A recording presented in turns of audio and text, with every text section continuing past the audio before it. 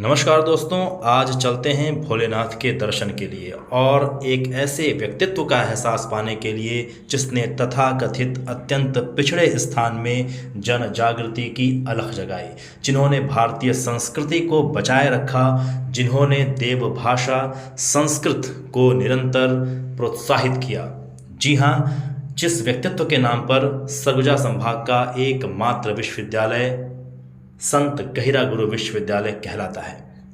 आप बिल्कुल सही समझ रहे हैं, हम चल रहे हैं कैलाश गुफा के दर्शन के लिए। आपको बता दें कि यह सरगुजा संभाग का एक बेहद ही प्रसिद्ध धार्मिक पर्यटन स्थल है। यहाँ पर आपको शानदार प्राकृतिक दृश्य देखने को मिलेंगे और भी बहुत कुछ है।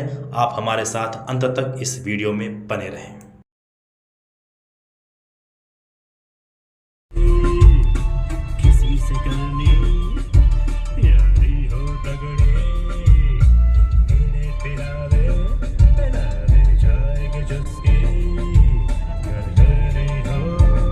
दोस्तों, हम चल रहे हैं कैलाश गुफा की ओर और आप देखें कि कितना खूबसूरत रास्ता बन चुका है। थोड़ी चढ़ाई है, लेकिन जब हम प्रकृति के बीच में होते हैं, प्रकृति की गोद में होते हैं, तो हमारी थकान अपने आप मिट जाती है।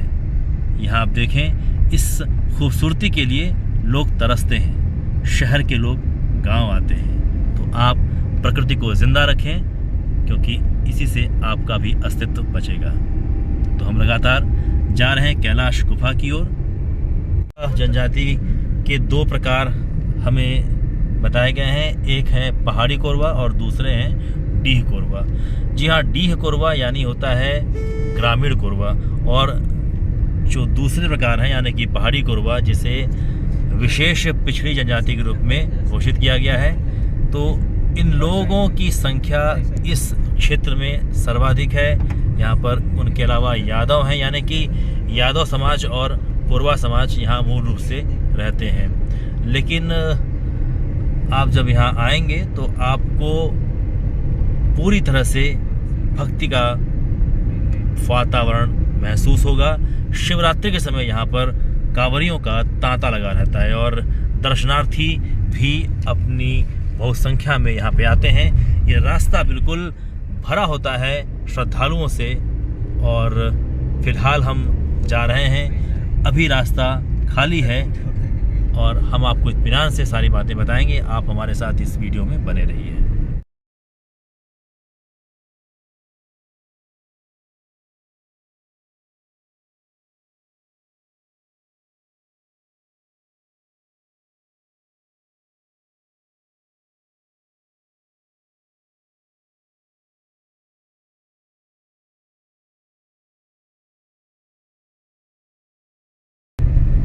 दोस्तों, आप ये जो रास्ता देख रहे हैं, पहले ऐसा रास्ता नहीं था, लेकिन शासन प्रशासन ने भक्तों की श्रद्धा की कद्र करते हुए इस रास्ते को अच्छा बना दिया है, ताकि श्रद्धालु यहाँ पर बिना किसी असुविधा के पहुँच सकें। और ये बहुत अच्छा कार्य है।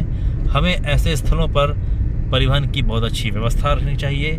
यातायात जितना अच्छा होगा, किसी भी इस तरह के केंद्र का विकास उतना अच्छा होगा, क्योंकि अधिकतर लोग रास्तों की वजह से ही कहीं जाना पसंद नहीं करते हैं। जब रास्ते अच्छे होते हैं। हम कैलाश गुफा में पहुंच चुके हैं। यही वो जगह है जिसे देखने के लिए श्रद्धालु पर्यटक दूर दूर से आते हैं। यहाँ पर शिवरात्रि के समय भीड़ होती है, मेला लगा रहता है। आप जो देख रहे हैं स्थान, यहाँ पर सेब, संतरा, केला इत्यादि बिकता है। और यहाँ जंगलों का केला बहुत फेमस है। जंगली केला मिलता है यहाँ पर। वो केले इतने बड़े बड़े होते हैं और बहुत मीठे होते हैं। यहाँ बंदर बहुत ज़्यादा है, तो बंदरों से हमें सावधान रहना होगा। और ये देखिए, यहाँ लिखा हुआ है कि सनातन धर्म की जय, शांति बनाए रखें, कतार में दर्शन करें, प्लास्टिक थैला, नारियल छिलका, अगरबत्ती, कचरा, ये सारी चीज़ें निर्धारित जगह पर डालें। बच्चे इस बात का ध्यान रखें कि यहाँ बंदर हैं, इससे बंदरों से सावधान रहें। नारियल प्रसाद आदि न खिलावें। आश्रम संपत्ति एवं प्राकृतिक वनस्पतियों को क्षति न पहुँचावें। अपेक्षित सहयोग के लिए आश्रम प्रबंधक से संपर्क करें। और इस परिसर में ताश, जुआ, शराब, मांस का सेवन पूर्णतः प्रतिबंधित है। इस बात का विशेष ध्यान दें। भंडारा यहाँ प्रतिदिन होता है दोपहर 12 बजे से 3 बजे तक। तो ये बहुत अच्छी बात है। आगे लिखा हुआ है सनातन धर्म की जय। ये देखें, ये जो वृक्ष है ये तेज पत्ते का वृक्ष है। जी हाँ, ये तेज पत्ता जो भारतीय व्यंजनों का सबसे ख़ास मसाला है। जब हम कोई चीज़ बनाते हैं ना तो उसमें तेज पत्ता डालते हैं, आपने देखा होगा। तो ये उस तेज पत्ते का वृक्ष है। तो आप इस वृक्ष को देखें, और ऐसे तमाम वृक्ष हैं जिन्हें हम औषधीय रूप में अपने भोजन में प्रयोग करते हैं। आइए और भी देखें, यहाँ पर वृक्षों की श्रृंखलाएं हैं। यहाँ पर औषधीय वृक्ष हैं, औषधीय जल है, औषधीय वातावरण है। तो आप यकीन मानिए कि आप जब ऐसे स्थलों पे आएंगे तो आप स्वस्थ हो जाएंगे, आपके अंदर ताजगी का भाव आएगा। और हम नीचे उतर रहे हैं, ये सीसी रोड जैसा बन चुका है।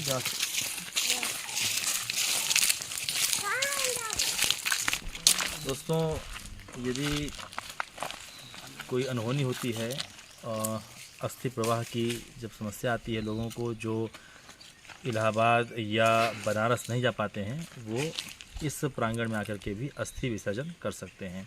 तो ये आपके हर तरह के संस्कारों को संभालता है, इसलिए अपने आप में पवित्र भी है और बहुत उपयोगी स्थान भी है। आइए देखते हैं, यहाँ लिखा हुआ है जय बूढ़ा महादेव, ओम नमः शिवाय। और कितना बढ़िया ये दृश्य है। मंदराचल पर्वत जिसे वासुकी नाग से मथा जा रहा है, यानी कि समुद्र मंथन का दृश्य है। और इतनी खूबसूरती के साथ इसे बनाया गया है कि ऐसा लगता है कि मानो वास्तव में यहाँ पर समुद्र मंथन किया जा रहा है। समुद्र मंथन की वही कहानी जिसमें पहले विष निकलता है। उस हलाहल विष को धारण करने वाले यदि कोई हैं तो वो भगवान शिव हैं। उन्होंने समाज की रक्षा के लिए उस हलाहल, उस गरल को अपने गले में समाहित कर लिया था। और ये है मंदराचल पर्वत, और ये बताता है कि पहले विष निकला, फिर निकलेगा अमृत। अगर आपने जीवन में कष्ट सहा है तो यकीन मानिए कि ये ऐसा पल आएगा जब आप सुखी होंगे। ये बात हमें हर जगह लागू मिलती है। जैसे हमारे जो विद्यार्थी हैं वो इस बात से ये सीख सकते हैं कि अध्ययन के दौरान वो संघर्ष करें। हो सकता है पठन पाठन में उन्हें कष्ट का अनुभव हो, घोर कष्ट महसूस हो, उन्हें समाज की और जो मोह माया है उनसे अलग हटना पड़े, लेकिन जब उस कष्ट को वो धारण करते हैं और उस कष्ट के साथ आगे बढ़ते हैं, अपने जीवन को मथते हैं, तो एक दिन आता है कि उनको अमृत मिलता है और उस अमृत का पान जीवन को धन्य कर देता है। तो आइए देखते हैं इस मंदराचल पर्वत को, इसकी खूबसूरती को। इसको बनाने में कितना परिश्रम लगा होगा और कितनी खूबसूरती से बिल्कुल इसे नेचुरल स्वरूप दिया गया है। तो ये मंदराचल पर्वत आप देख रहे हैं, इसके चारों ओर वासुकी नाग लपेटे हुए हैं और भगवान भोलेनाथ के ये प्रतीक हैं। ये बड़ी सी घंटी है, घंटा कहेंगे इसे, ये घंटा है। क्यों शिव? सर मैं इसको बजाने का प्रयास करूंगा, लेकिन सर प्रयास मेरा असफल रहा। हुआ, लेकिन आपने इसे हिला दिया जरूर। जी एक और प्रयास करिए, अब पूरी इसे हिलने से रोके नहीं। और बस ये करीब आ चुका था। एक और प्रयास गोवर्धन के द्वारा और ये अवश्य बचेगा। गोवर्धन ने इसे भिजा दिया और चंदन हमारे जिज्ञासु शक्ति से न कर सके तो बुद्धि से करेंगे और हम गलतियों से जाएंगे इसका। और ये हमने यहाँ रखा इसे।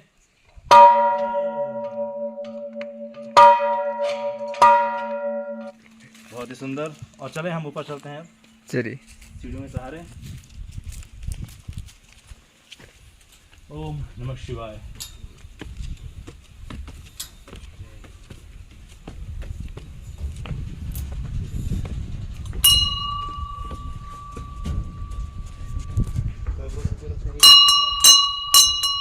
आप सुने इस ध्वनि को, कितनी खूबसूरती के साथ इसे शिवलिंग का स्वरूप भी दे दिया गया है। ये मंदराचल पर्वत ये शिवलिंग बन चुका है और ये योनि और इस तरह से ये पानी बाहर निकलता है, जलाभिषेक होता है इनका। ये वृक्ष बरगद का वृक्ष है, ये आप देखें। और यहाँ आपको ध्यान से करना होगा। बहुत ही सुंदर भक्तिमय वातावरण। और ये देखें, ये लगता है कोई श्रापित माता है। आइए देखें ये कौन सी कहानी है, किस कहानी से प्रेरित होकर इसे बनाया गया है। लगता है ये बालक कृष्ण और पूतना, माँ पूतना की तस्वीर है। ये क्या है ये हम जानने का प्रयास करेंगे, लेकिन फ़िलहाल इसे देखकर जो सबसे पहला ख्याल आ रहा है वो ये है कि ये बालक कृष्ण है, नन्हे कृष्ण है और ये पूतना है। इस कहानी में जब कंस अपनी इस सेविका को भेजता है कान्हा को मारने के लिए, उस बालक को मारने के लिए जिसके विषय में आकाशवाणी हुई थी कि ये ही वो संतान है जो कंस की हत्या का कारण बनेगा, तो उन्होंने भेजा इसे कि ये बालक को चुरा लें और बालक को अपना दूध पिलाएं, स्तनपान करें और उसमें जहर मिलाकर इनकी मृत्यु का कारण बने। लेकिन वो हैं कान्हा, और दोस्तों ईश्वर हैं, ईश्वर जो हमें पैदा करते हैं, जो हमारे पालते हैं, जो हमें मारते हैं, उन्हें भला कौन मार सकता है। तो ये भगवान कृष्ण की शक्ति है, महिमा है कि जब पूतना ने अपने स्तन में जहर मिलाकर उन्हें पिलाना चाहा तो उस जहर को भी वो अमृत की तरह पी लिए, लेकिन उस प्रयास में पूतना की मृत्यु हो जाती है। तो आप देखें ये एक शापित माता का प्रतीक है। तो चलिए और भी चीज़ें देखें हम यहाँ पर और क्या क्या चीज़ें हैं।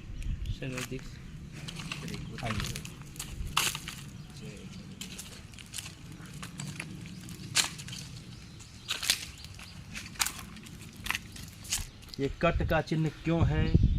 ये लगता है कि एक माँ के लिए श्राप है कि उस अबोध बालक को मारने का वो एक दृढ़ प्रयास कर रही है।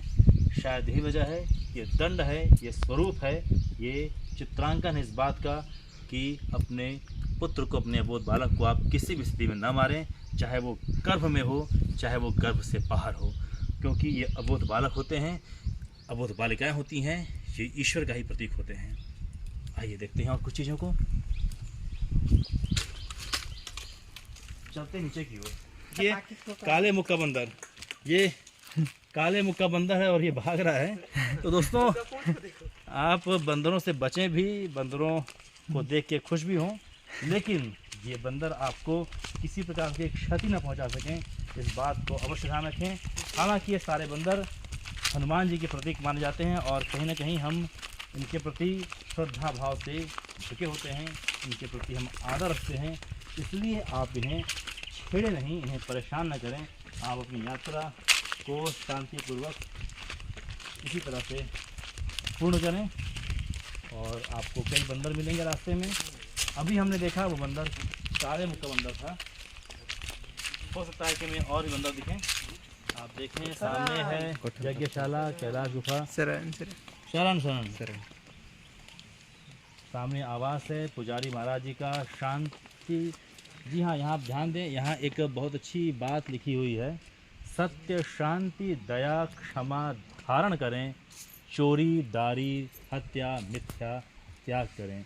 ये बात बहुत ही कम शब्दों में सारी बातें समाहित कर दी गई हैं। आइए और कुछ देखें यहाँ पर और चलें अपने मूल मंदिर का दर्शन करने के लिए। तो ये बहुत ही अच्छी जगह है। यहाँ पे आपको वानर दिख रहे हैं और 4 बंदर यहाँ बैठे हुए हैं, काले वानर हैं और देखिए ये अपने शरीर को खुजला रहे हैं अपने पैरों से, हाथों से, और बहुत ही सुंदर। देखिए यहाँ पर संस्कारों के नाम भी लिखे हुए हैं। क्या बात है, क्या बात है, बहुत ही सुंदर।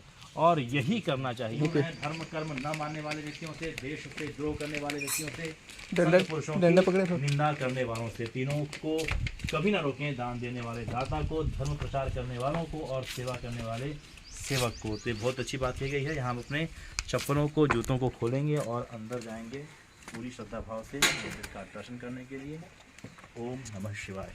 सिंह का शावक यानी सिंह के बच्चे भी हैं, शेरनी यहाँ पे दूध गुफा था पहले। अच्छा अच्छा, हाँ, सीमेंट से भर दिए, वो शेर का गुफा था वो पूरा। अच्छा, क्या बात है, पहले यहाँ पर गुफा था और इस गुफा को अब सुरक्षा के दृष्टिकोण से सीमेंट इत्यादि से भर दिया गया है। लेकिन आप देखें कि ये बिल्कुल वन की अनुभूति कराता है। ये शेरनी है, जी हाँ, आप देखें गौर से, ये शेरनी है। शेरनी अपने बच्चों को दूध पिला रही है। और चलिए आगे चलते हैं। ये चट्टान के नीचे हैं हम। ये बिल्कुल प्राकृतिक वातावरण, यहाँ की हवा शीतल है। आप देखते हैं कितनी ऊंचाई पर है। नीचे देखिए आप, नीचे संस्कार होते हैं, अस्थि जी विसर्जन होता है। विसर्जन, समाधि स्थल है। जी हाँ, ये समाधि स्थल देखें आप, वहाँ पर लोग खड़े हैं और हम प्रवेश करते हैं। क्या बात है, प्रवेश। ओम नमः शिवाय। ओम नमः शिवाय। ये देखिए चट्टानों से उठता हुआ पानी, सचमुच ये पूरी तरह से हमें शुद्ध करता है। ओम नमः शिवाय, ओम नमः शिवाय। हमेशा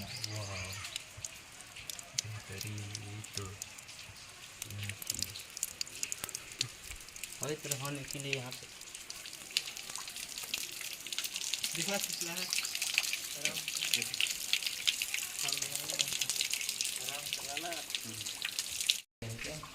आप देखें हम प्रवेश कर रहे हैं।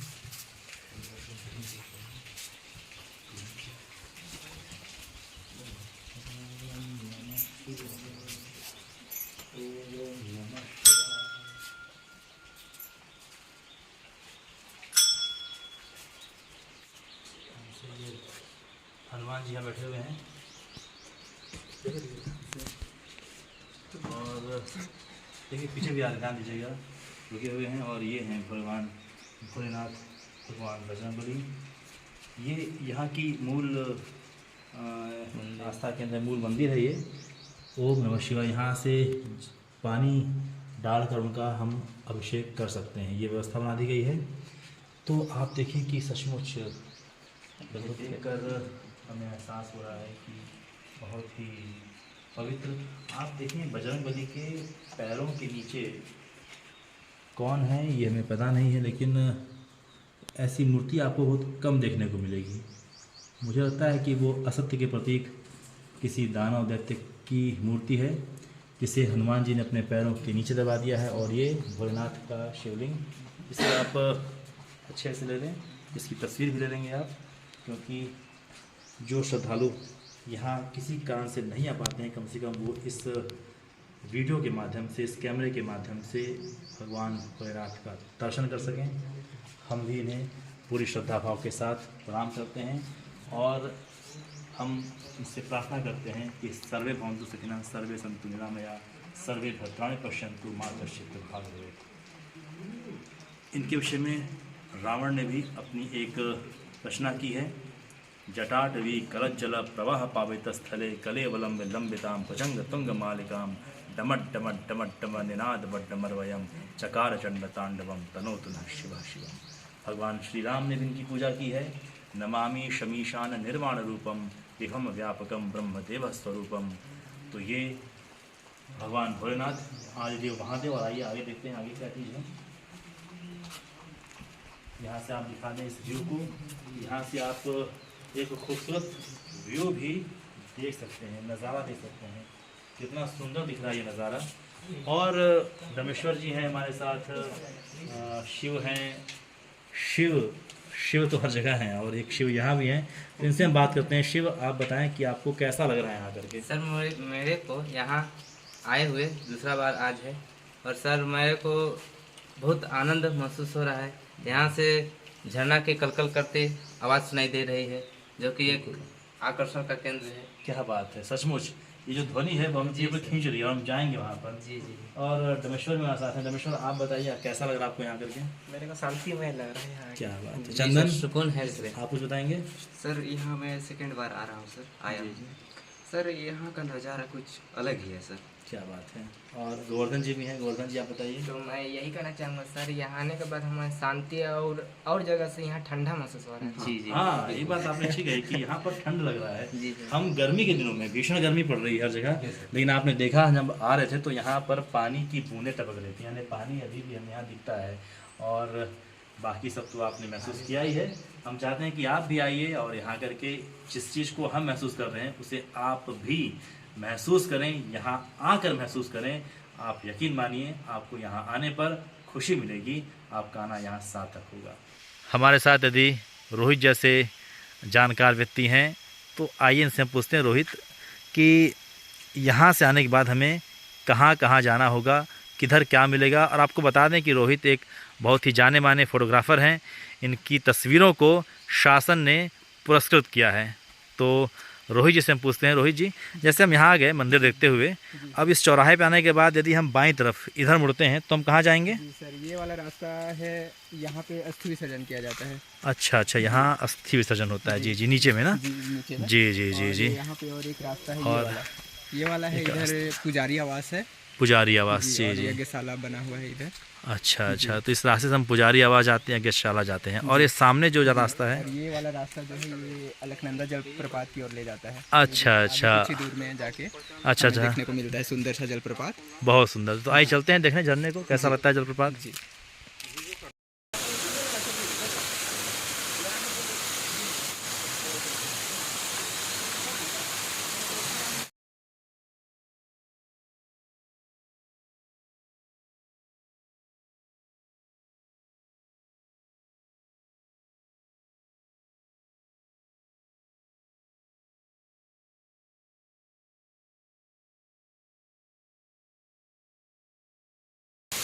दोस्तों, ये है कैलाश गुफा का झरना और आप देखें ये बहुत ऊंचाई से गिरता है।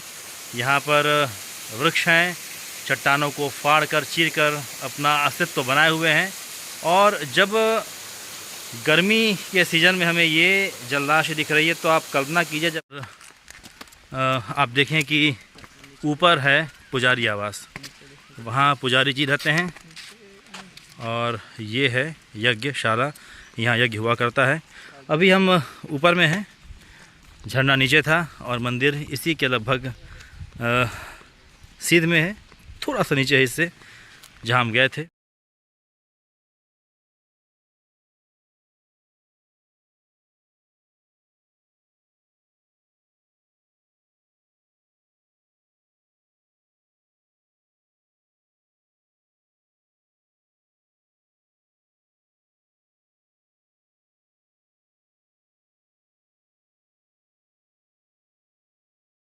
तो अभी हम लोग जब यहाँ पर पानी पीने आए, क्योंकि भाई गर्मी का समय है और ऐसे भी अगर आप यहाँ पर दर्शन करने आते हैं, आपको प्यास लगती है, तो इससे मीठा, इससे शुद्ध आपको जल यहाँ नहीं मिलेगा।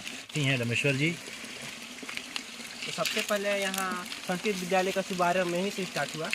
जो यहाँ आए हुए थे गहरा गुरुजी, उन्होंने यहाँ स्टार्ट किया और फिर अब उन्हीं के बनाए हुए कुएं से ही पानी आ रहा है पीने लायक के। और मैंने आश्रम का पानी की व्यवस्था यहीं से किया जाता है। अभी तो नल आ गया है, पहले यहीं से पानी पीते थे, अब भी पानी पीते हैं।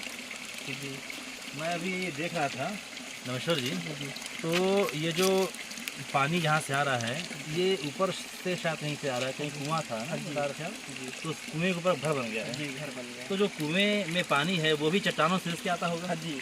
क्या बात है। तो चट्टानों से रिस के पहले कुएं में यानी एक जगह पर संग्रहित होता था और वहाँ से फिर पानी इस तरह से आता था। लेकिन इसकी खूबसूरती को बनाए रखने के लिए इसे अभी भी यह स्वरूप दिया गया है, घर बन गया है। लेकिन ये जल वही है जो आज से कई साल पहले हुआ करता था।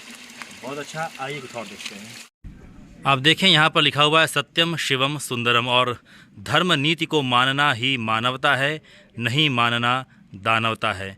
पूज्यपाद पुजारी जी महाराज ने ये बात कही है। आप देखें यहाँ पर कनेर का फूल भी है, थोड़ा सफ़ेद, जी हाँ सफ़ेद कनेर का फूल है। आप पीले रंग के कनेर के फूल को देखे होंगे, यहाँ सफ़ेद रंग का कनेर का फूल और सफ़ेद मोगरा भी है। यानी यहाँ पर बहुत ही सुंदर, ये देखें यहाँ लिखा भी है यज्ञशाला कैलाश गुफा। हम जहाँ देख कर के आ रहे हैं, अब नीचे उतर रहे हैं।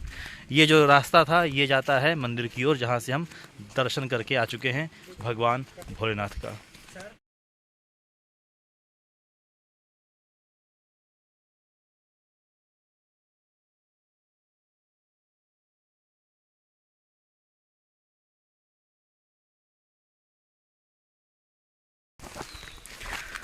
दोस्तों आप देखें यहाँ पर यात्रियों की सुरक्षा के लिए, श्रद्धालुओं की सुरक्षा के लिए ये अहाते बनाए जा रहे हैं पत्थरों से, ताकि किसी प्रकार का कोई धोखा ना हो। आप देखें बॉक्साइट, जी हाँ ये जो चट्टानें हैं, ये जो